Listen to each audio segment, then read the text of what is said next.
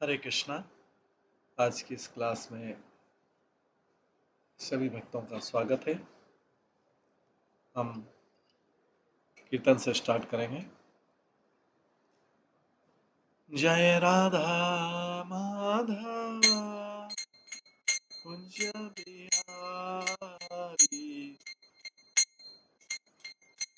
जय गोपी जन वल्लभ गिरिवरधारी,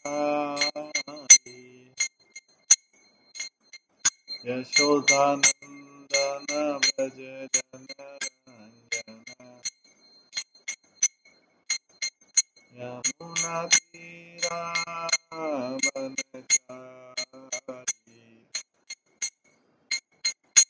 जय राधा माधव कुंज बिहारी।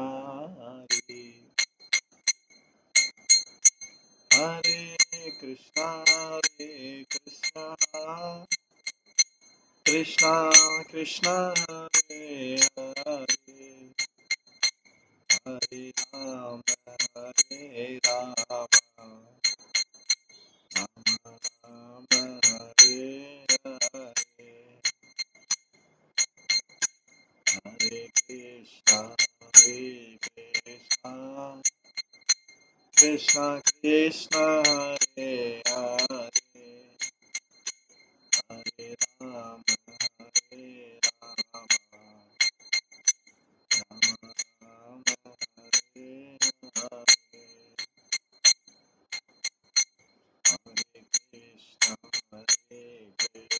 हरे कृष्णा कृष्णा कृष्णा हरे हरे,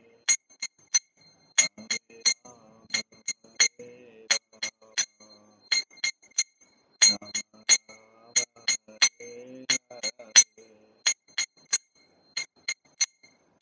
हरे कृष्णा कृष्णा कृष्णा हरे हरे, हरे राम राम राम हरे हरे,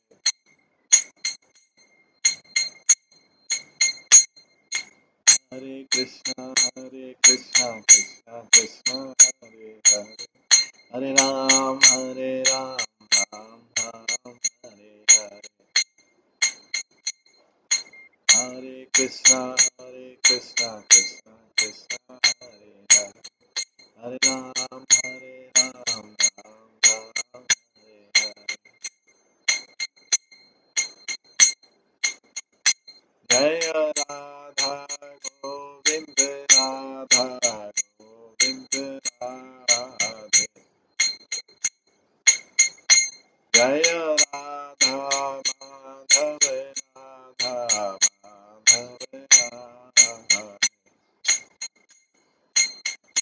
जय गौरानिताय जय गौरानिताय, गौरानिताय जय गौरानिताय, जय जय प्रभुपाद प्रभुपाद प्रभुपाद, जय जय प्रभुपाद, निताय गौर हरि गौर हरि गौर हरि गौर, निताय गौर हरि।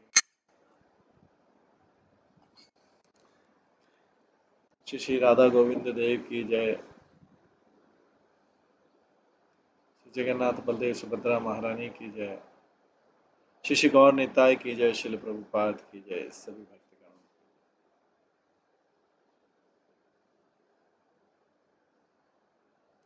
आज की इस गोपाल चंपू क्लास में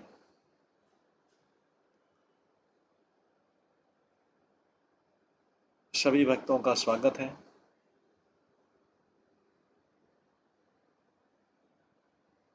कल हम श्रवण कर रहे थे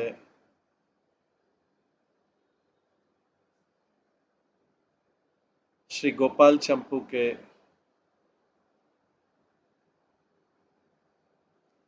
तीसरे अध्याय से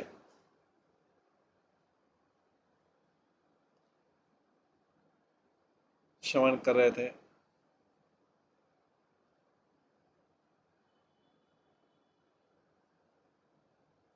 जिसमें हमने देखा कि कृष्ण किस प्रकार से सभा में प्रवेश करते हैं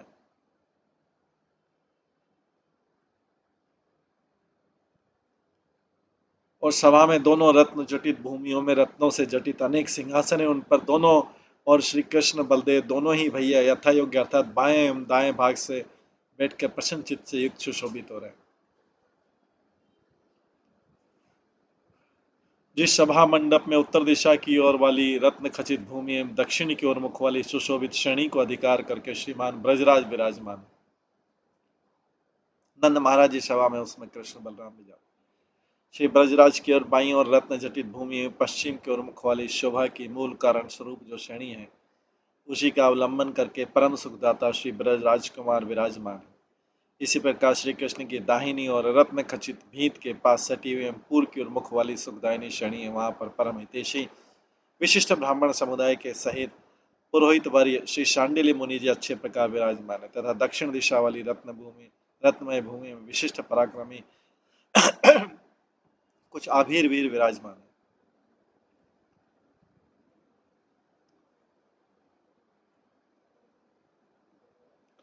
उन दोनों रत्नमयी भूमियों का मध्य भाग आंगन से लेकर क्रम से ऊंचा होकर स्वयं विस्तीर्ण रूप से और अत्यंत नीचा न होने के कारण सभा स्थित सभी जनों के अच्छे प्रकार दृष्टिगोचर होता हुआ शोभा पा रहा है, अर्थात सबके बैठने के लिए अवशिष्ट सामने का स्थान चालू भाव से पड़ा था।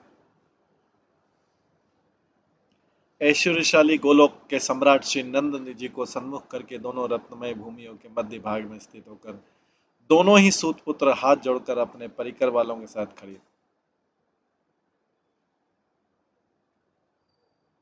दाहिनी एवं बाईं और रत्नमयी दोनों भूमियों में समस्त ब्रजवासी जन सूत आदि सभी जनों के ऊपर पूजा या सम्मान का भाव दिखाते उपविष्ट हुए एवं बाकी के शिष्टजन भी विस्तार पूर्वक प्रांगण के बीच में बैठ गए। इस प्रकार बैठने की परिपाटी के संगठित होने पर ही वे श्रीमान गोलोक के राजा श्री नंद जी महाराज सबकी अपेक्षा ऊंचे एवं बहुमूल्य मणि खचित उत्तम विशाल सिंहासन पर विराजमान, स्वर्ण पुष्पादि मांगलिक द्रव्य एवं तामर व्यंजन आदि हाथों में धारण करने वाले पुरुषों द्वारा साधुवाद पूर्वक पूजे जा रहे थे तथा अपने सभी भाइयों के बीच में प्रविष्ट होकर श्री कृष्ण के मुखमंडल पर अमृत वृष्टिमयी अपनी दृष्टि को लालसा पूर्वक बार बार विनिहित कर रहे थे, अर्थात श्री कृष्ण की ओर बारंबार प्रेम पूर्वक निहार रहे थे। इस प्रकार सभा में विराजमान श्री नंद जी को सारी प्रजा टकटकी लगाकर देख रही थी कि बाबा कौतुक दिखाने के लिए सूत पुत्रों को कब प्रेरित करते। तो ये सभा इसलिए हुई थी कि इसमें दो जो सूत पुत्र थे उनका प्रोग्राम होने वाला था, इसलिए सब लोग सभा में आ गए थे। शोभायमान शुक्ल वर्ण के तोषक गद्दे के ऊपर जिनका चरण श्री चरण से लेकर कटी पर्यंत शरीर का भाग विराजमान है एवं थोड़े से टेढ़े होकर पीछे की ओर चंद्रमा के समान गोलाकार तकिया का सहारा लेकर ईषद हास्य युक्त प्रेम भरी दृष्टि से सारी सभा को परितृप्त करते हुए श्री राम मतलब बलराम श्री राम शुबल आदि शाखाओं से युक्त होकर गोलोक की सभा में जो विराजमान है वही श्री कृष्ण मुझे तो अब भी प्रत्यक्ष की भांति दिखाई पड़ रहे।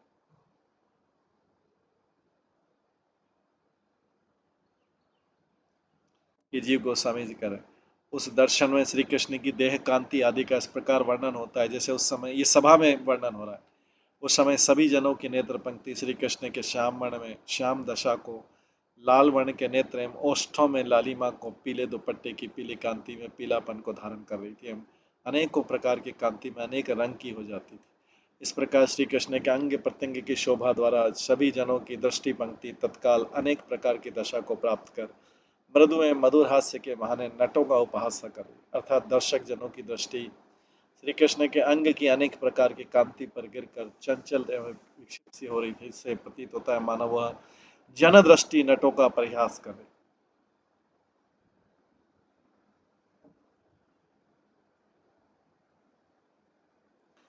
श्री कृष्ण रूप निरूपण में कवियों का कलह यथा एक बोला आज तो आकाश में देखो ये श्याम वर्ण का चंद्र उदय हुआ है, दूसरा बोला यह तो वर्षा काल का प्रथम मेघ है, तीसरा बोला नहीं भाई कांति विशेष के कारण विश्वदीप है, चौथा बोला देखो वे बिजलियां भी सुशोभित हो रही है, पांचवा बोला भाई ये बिजलियां तो अपनी सत्ता को ही त्याग रही है, अतः यह तो बिजली से भी अधिक प्रकाश वाला कोई विशेष पदार्थ। मुक्ताहार में स्थित चंद्र गुच्छ आदि को देखकर छठवां बोला, देखो इस आकाश में सारे तारे भी लीन हो रहे हैं। यह सुनकर सातवां बोला कि यह निर्बोध, यह आकाश मंडल नहीं है, किंतु यह तो सभा है। इस प्रकार के विनोद के कारण वहां पर कवि गणों का निरंतर विवाद उपस्थित।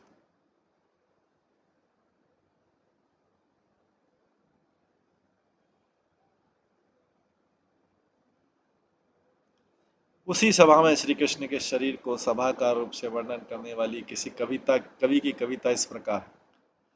जिसके ऊपर के भाग में मधुकर्षणी है, उस मधुकर्षणी के नीचे कुछ खिला हुआ नील कमल है। उसके बाद श्री यमुना जी का निर्मल जल समूह स्फुरित पा रहा है। कहो मित्र, ये कोई नवीन सभा है क्या? भावार्थ है कि ये श्री कृष्ण के केश ही मधुकर्षणी के हैं, उनका मंद मुस्कान युक्त श्रीमुखी यहाँ पर नील कमल है, एवं उनके श्री विग्रह की श्याम कांति ही यमुना जी का निर्मल जल है। ये भाव अलंकारिक कवियों के गम। सभा के अंतर्गत निर्जन स्थान में श्री ब्रजरानी आदिकों का प्रवेश।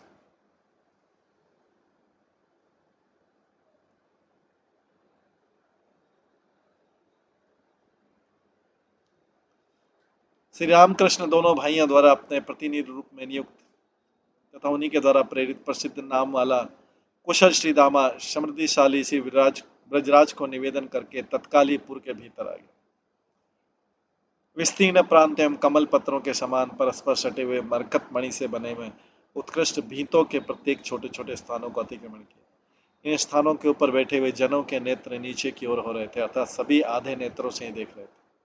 इन स्थानों का अतिक्रमण करने के बाद बाहर की मणिमय भूमि से किंचित ऊंची मणिमय भूमि को लक्ष्य करके जाने लगे। इस मणिमय भूमि के सभी अवयव स्पष्ट रूप से ऊपर से भी ऊपर की ओर बने हुए थे, जिसके पास जाने पर देखे बिना नहीं रह जाता था, एवं जो आगे आगे पंक्ति रूप से सुशोभित। यहाँ की मणिमणि भीतों में खिड़कियां परस्पर में सटी हुई हैं।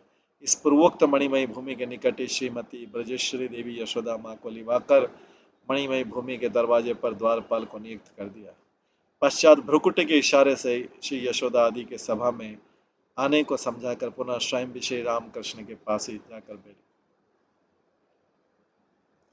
जहाँ पर बाहर की सभा में श्रीमान मित्रगणों से मिलकर मधुमंगल भी रंगभूमि में जिस प्रकार कौतुक किया जाता है, यहाँ भी उसी प्रकार का कौतुक रचना द्वारा सुख देने के लिए स्वीकृति देता हुआ प्रविष्ट हुआ। मधुमंगल में प्रविष्ट हुआ। सभा मंडप में श्री यशोदा जी का वर्णन तथा श्री ब्रजपटरानी यशोदा श्री नंद जी के सभी भाइयों की पत्नियों के बीच में मणिमय श्रेष्ठ सिंहासन पर विराजमान थी।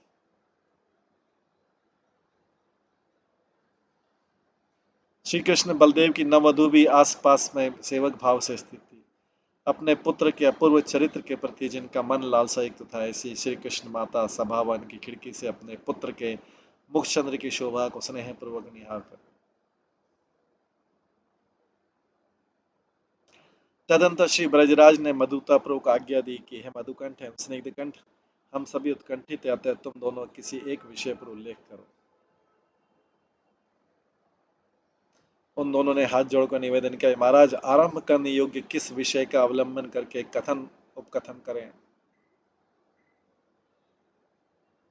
तो मधुकंठ और स्निग्धकंठ कौन है? दोनों सूत कुमार।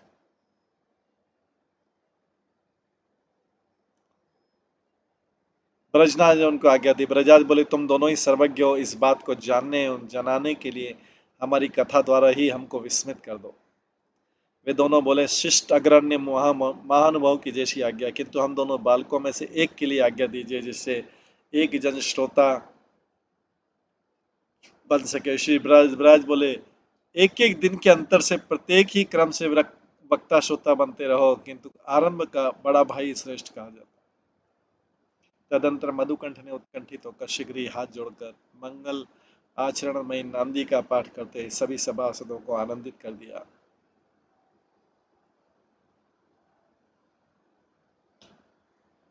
यहाँ पर श्री भगवान भागवतम श्रीमद भागवतम की प्रथा संप्रदाय के प्रवर्तक एवं विश्व के निस्तारक जो श्रीमान स्वयं भगवान श्री कृष्ण तथा ब्रह्मा, देवर्षि नारद, महर्षि व्यासदेव, तत्पुत्र श्री सुखदेव, राजर्षि परीक्षित, सूत एवं शौनक आदि हैं, उन सब की जाए।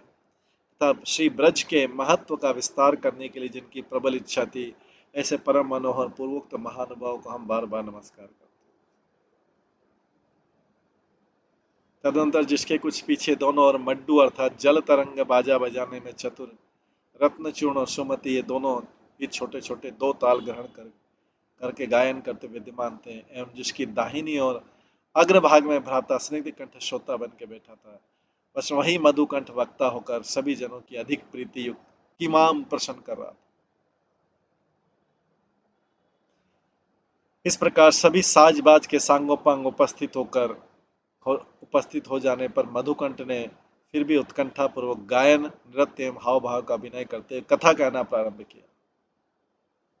अथ कथारंभ यथा, समस्त श्रुतियां एवं पुराण आदि शास्त्र जिसकी भूरी भूरी प्रशंसा करते हैं, उसी यजुवंश के शिरोमणि और विशिष्ट गुणों के स्थान स्वरूप श्री देवमीन नामक राजा मथुरा में निवास करते थे। तो पूरा एक्चुअली वास्तव में तो यदुवंश का ही परिचय दे रहा है।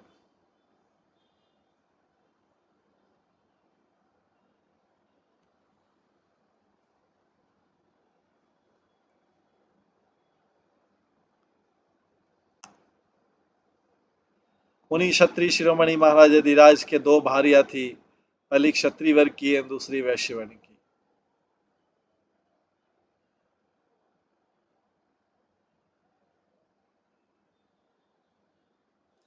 दो पत्नियां थी उनके। देवमीन नामक राजा मथुरा में निवास करता।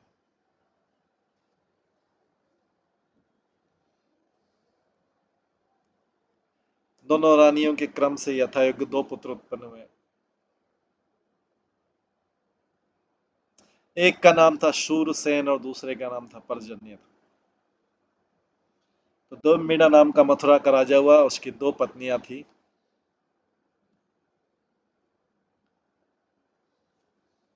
पहली क्षत्रिय वर्ग की और दूसरे वैश्य वर्ग की। ये श्रीकंस का वंशज बता रहे हैं।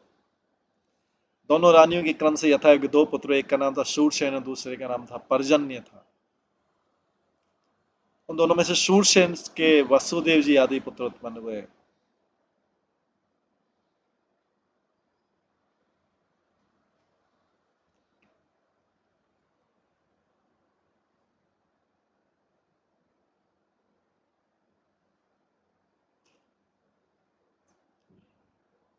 किंतु पर्जन्य बाबा तो मात्र वध गणवर्ण शंकर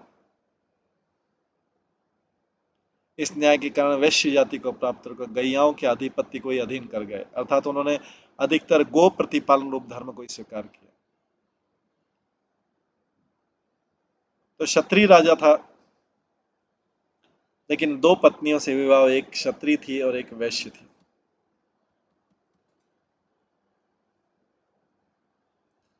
तो क्षत्रिय वर्ण से शूरसेन हुआ और वैश्य वर्ण से पर्जन्य हुआ।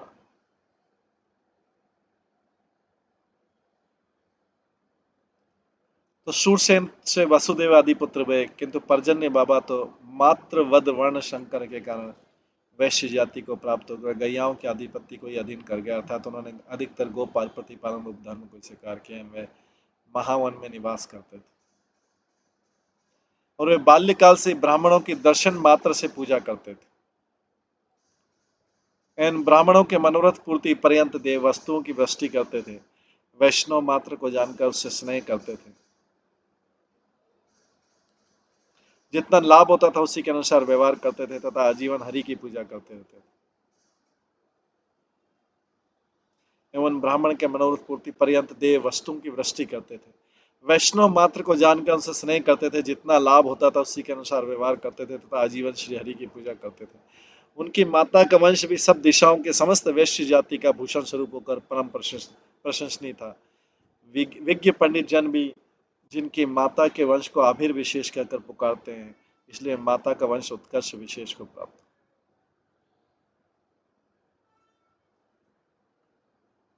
इस विषय में मनु जी भी कहते हैं, क्षत्रिय द्वारा शूद्र कन्या से उत्पन्न उग्रा कहलाती है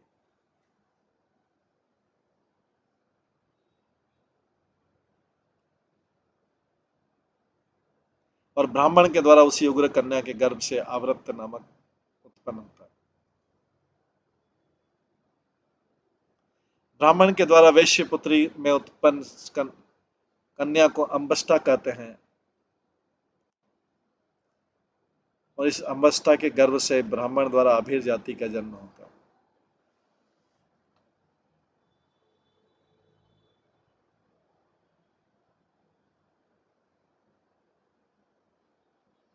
शूद्र द्वारा वैश्य पुत्री में उत्पन्न कन्या को आयोगी भी कहते हैं। उसी के आयोगी के गर्भ से ब्राह्मण द्वारा दिग्वर्ण का जन्म होता है। अन्यत्र भी देखा जाता है कि वैश्य पुत्री से ब्राह्मण के द्वारा जिस पुत्र का जन्म होता है उसे अंबष्ट कहते हैं। अतः पद्म पुराण में सृष्टि खंड के आदि में कहा गया कि ब्रह्मा जी ने जिस समय यज्ञ किया उस समय उन्होंने आभीर परियार गोप कन्या को पत्नी के रूप में ग्रहण किया था। यही बात प्रसिद्ध है। यही गोपवंश श्री कृष्ण लीला में सम्मेलन प्राप्त करेगा।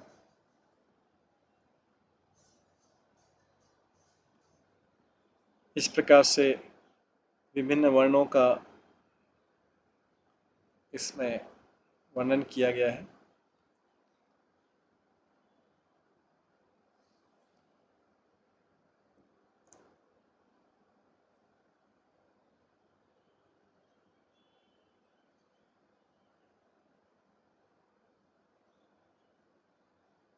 तो आज इसको हम यहीं पे विराम देंगे। इसके आगे की जो कथा है वो हम कल की क्लास में श्रवण करेंगे। सभी भक्तों का बहुत बहुत धन्यवाद। सभी भक्तों के लिए एक बार हरे कृष्ण महामंत्र का जप करते हैं। हरे कृष्णा कृष्णा कृष्णा हरे हरे, हरे राम राम राम। श्रीमद गोपाल चंपू ग्रंथ की जय। श्री जीव गोस्वामी की जय। सभी भक्तगणों की जय।